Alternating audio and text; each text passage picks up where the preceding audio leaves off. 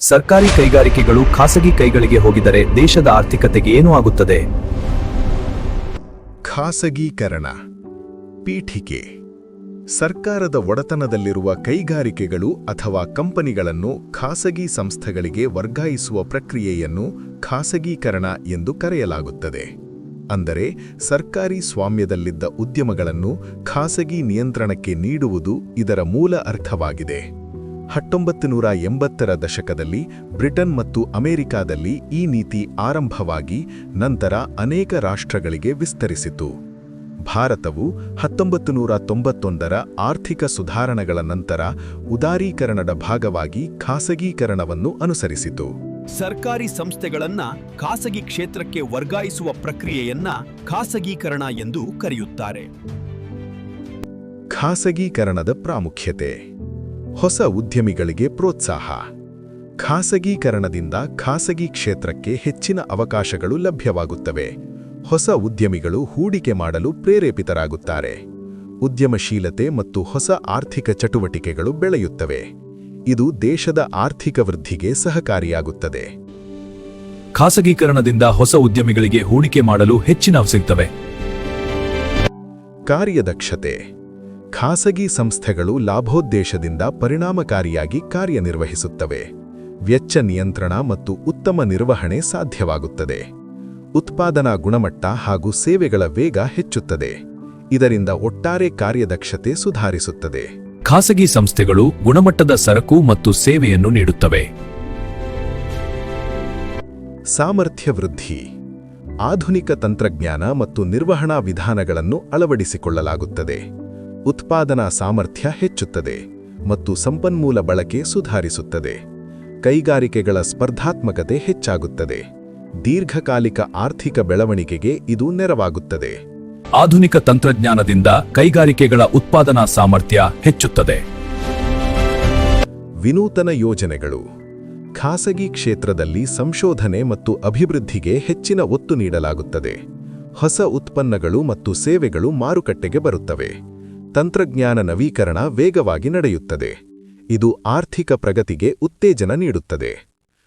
ಖಾಸಗಿ ಕ್ಷೇತ್ರದಲ್ಲಿ ಸಂಶೋಧನೆ ಮತ್ತು ಹೊಸ ತಂತ್ರಜ್ಞಾನಗಳಿಗೆ ಹೆಚ್ಚು ಒತ್ತು ನೀಡಲಾಗುತ್ತದೆ. ಗುರಿ ಸಾಧನೆ. ಖಾಸಗಿ ಸಂಸ್ಥೆಗಳು ಸ್ಪಷ್ಟ ಗುರಿಗಳನ್ನು ಹೊಂದಿ ಕಾರ್ಯನಿರ್ವಹಿಸುತ್ತವೆ. ನಿರ್ಧಾರ ತೆಗೆದುಕೊಳ್ಳುವಿಕೆ ವೇಗವಾಗಿ ನಡೆಯುತ್ತದೆ.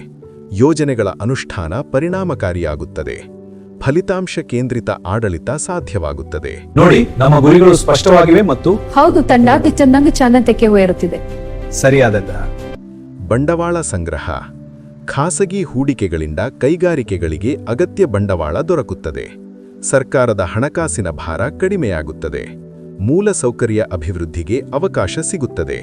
ಇದು ಆರ್ಥಿಕ ವೃದ್ಧಿಯನ್ನು ಉತ್ತೇಜಿಸುತ್ತದೆ. ಖಾಸಗಿ ಹೂಡಿಕೆಗಳಿಂದ ಕೈಗಾರಿಕೆಗಳಿಗೆ ಅಗತ್ಯ ಬಂಡವಾಳ ದೊರೆಯುತ್ತದೆ. ಏಕಸ್ವಾಮ್ಯತೆ ಕಡಿತ.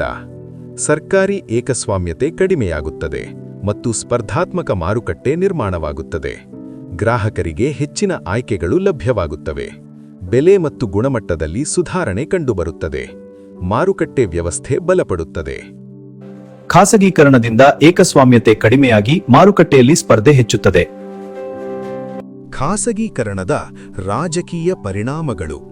ಸಂಪತ್ತಿನ ಕೇಂದ್ರೀಕರಣ.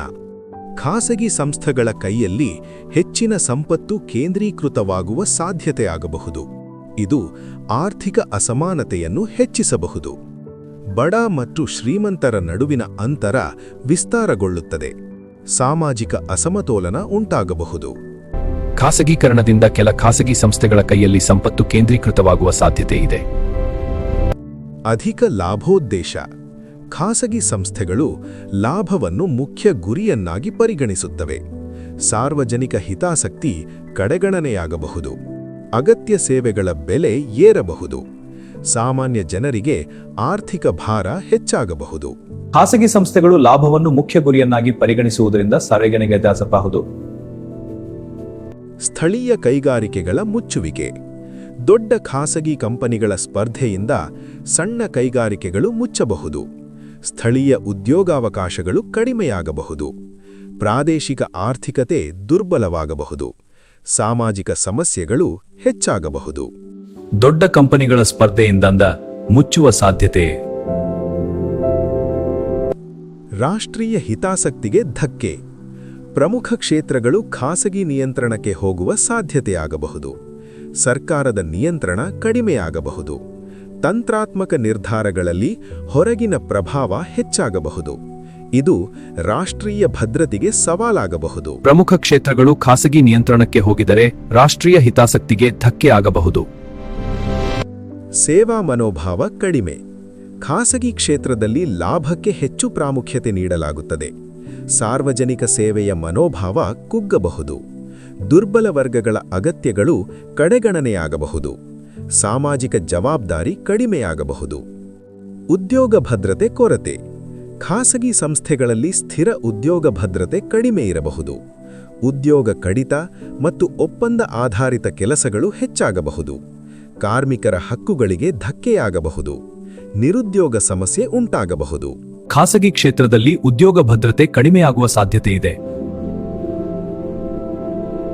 ಸಾರ್ವಭೌಮತ್ವಕ್ಕೆ ಧಕ್ಕೆ. ವಿದೇಶಿ ಹೂಡಿಕೆಗಳ ಪ್ರಭಾವ ಹೆಚ್ಚಿದರೆ ಆರ್ಥಿಕ ಸ್ವಾಯತ್ತತೆ ಕುಗ್ಗಬಹುದು. ನೀತಿ ನಿರ್ಣಯದಲ್ಲಿ ಹೊರಗಿನ ಒತ್ತಡ ಉಂಟಾಗಬಹುದು. ರಾಷ್ಟ್ರೀಯ ನಿಯಂತ್ರಣ ಕಡಿಮೆಯಾಗಬಹುದು.